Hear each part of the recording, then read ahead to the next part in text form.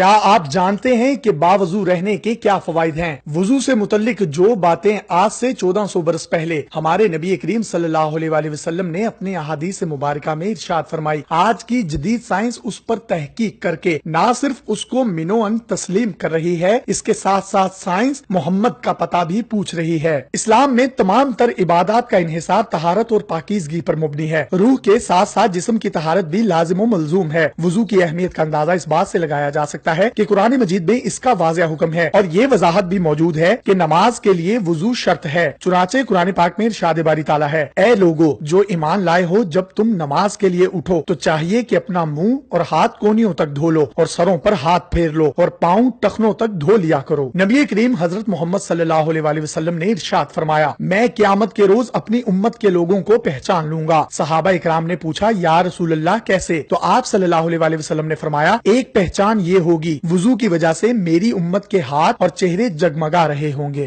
وضو کرنے سے چھوٹے چھوٹے گناہ دھل جاتے ہیں اور وضو کرنے والا آخرت میں بلند درجات سے نوازا جاتا ہے۔ تجربات سے یہ بات ثابت ہو چکی ہے کہ نباتات، جمادات، حیوانات اور انسانی زندگی ایک برقی نظام کے تحت رواں دواں ہے۔ انسانی جسم سے حاصل ہونے والی بجلی ایک ٹارچ یا ایک چھوٹا سا ریڈیو چلانے کے لیے کافی ہوتی ہے۔ قدرت کا یہ عجیب ایک سربستہ راز ہے کہ انسان کے اندر بجلی پیدا ہوتی رہتی ہے اور پورے جسم میں دورہ کر کے پیروں کے ذریعے ارتھ ہو جاتی ہے۔ وضو کے بغیر نماز نہیں ہوتی۔ نماز کے لیے جو بندہ وضو کرتا ہے تو روشنیوں کا بہاؤ عام ڈگر سے ہٹ کر اپنی راہ تبدیل کر لیتا ہے۔ وضو کے ساتھ ہمارے اعضاء سے برقی روحیں نکلنے لگتی ہیں اور اسی عمل سے جسمانی اعضاء کو ایک نئی طاقت اور قوت ملتی ہے۔ ہاتھ دھونے سے ہاتھوں پر موجود جراثیم اور گندگی دور ہو جاتی ہے۔ انسان بہت سی پیٹ کی بیماریوں سے محفوظ رہتا ہے، کیونکہ ظاہر ہے کہ انسان ہر چیز اپنے ہاتھوں سے ہی کھاتا ہے، لہٰذا ہاتھوں کی صفائی ہر قسم کی جراثیم سے چھٹکارا دلاتی ہے۔ ڈاکٹرز اور حکیموں کا کہنا ہے کہ جسم کے جس حصے کو وافر خون ملتا رہے گا وہ حصہ طاقتور ہوتا جائے گا۔ رب رحمان نے وضو میں 3 مرتبہ ہاتھ دھونے کا حکم اس لیے دیا ہے کہ پانی گزرنے سے وہاں پر بدن کی قوت اور حس بیدار ہو، کیونکہ جب ٹھنڈا پانی وہاں پڑے گا تو زیادہ سے زیادہ خون پانی کے جھٹکے کا مقابلہ کرنے کے لیے آنا شروع ہو جائے گا۔ اسی طرح کلی کرنے سے منہ کی صفائی ہوتی ہے، بدبو دور ہوتی ہے، دانتوں اور مسوڑوں کے ساتھ چمٹے ہوئے غذا کے ذرات دھل جاتے ہیں اور خاص طور پر دانتوں کی بیماری پائریا، جس نے آج پوری دنیا کو اپنی لپیٹ میں لے رکھا ہے، دن میں 15 مرتبہ کرلی کرنے والے اس بیماری سے محفوظ رہتے ہیں۔ ناک سانس لینے کا واحد فطرتی راستہ ہے اور جس ہوا میں ہم سانس لیتے ہیں اس میں بے شمار جرثومے پھلتے اور پھولتے رہتے ہیں جو ناک کے راستے جسم انسانی میں بآسانی داخل ہو جاتے ہیں۔ اب یہی جراثیم، دھول، گرد و غبار صبح سے شام تک ہماری ناک میں سانس کے ذریعے پہنچتی رہتی ہے تو بہت سے امراض کا باعث بن سکتی ہے۔ ناک میں پانی ڈالنے سے ناک کی صفائی ہو جاتی ہے، آواز کی گہرائی اور سہانا پن پیدا ہوتا ہے۔ وضو کرتے ہوئے چہرہ دھونے سے بھنورے پانی سے تر ہو جاتے ہیں اور میڈیکل کے اصولوں کے مطابق آنکھوں کے بھنورے تر کرنے سے آنکھوں کے ایک ایسے مرض کے امکانات کم ہو جاتے ہیں جس میں آنکھ کے اندر رطوبت کم یا ختم ہو جاتی ہے اور مریض آہستہ آہستہ بصارت سے محروم ہو جاتا ہے۔ ایک چینی ریسرچر کی تحقیق کے مطابق چہرہ دھونے سے پیٹ میں چھوٹی آنت، سینہ، بڑی آنت وغیرہ پر بھی اچھے اثرات مرتب ہوتے ہیں۔ اسی طرح کوہنیوں تک ہاتھ دھونے سے نہ صرف جسمانی بیماریوں میں افاقہ ہوتا ہے بلکہ نفسیاتی بیماریاں مثلاً ذہن میں ناپاک خیال کا اجتماع، نا امیدی، ذہنی کمزوری، بے جا خوف میں بھی نمایاں کمی واقع ہوتی ہے۔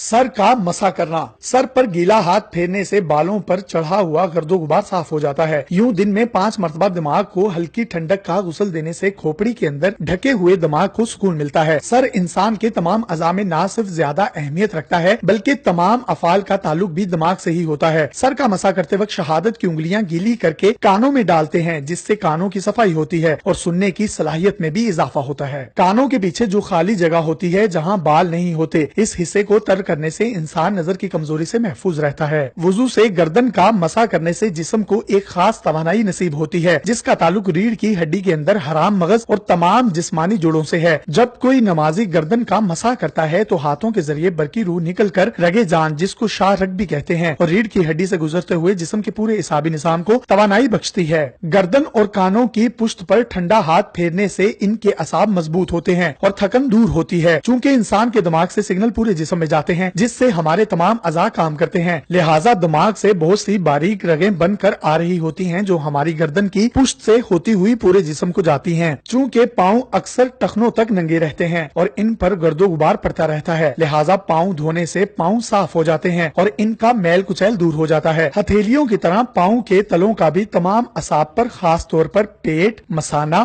گردے، تلی، پتے اور جگر سے تعلق ہوتا ہے۔ नाजरीन, आप तसव्वुर कर सकते हैं कि जब वुजू के इतने जिस्मानी और रूहानी फवाइद हैं तो नमाज पढ़ने के कितने जिस्मानी और रूहानी फवाइद होंगे।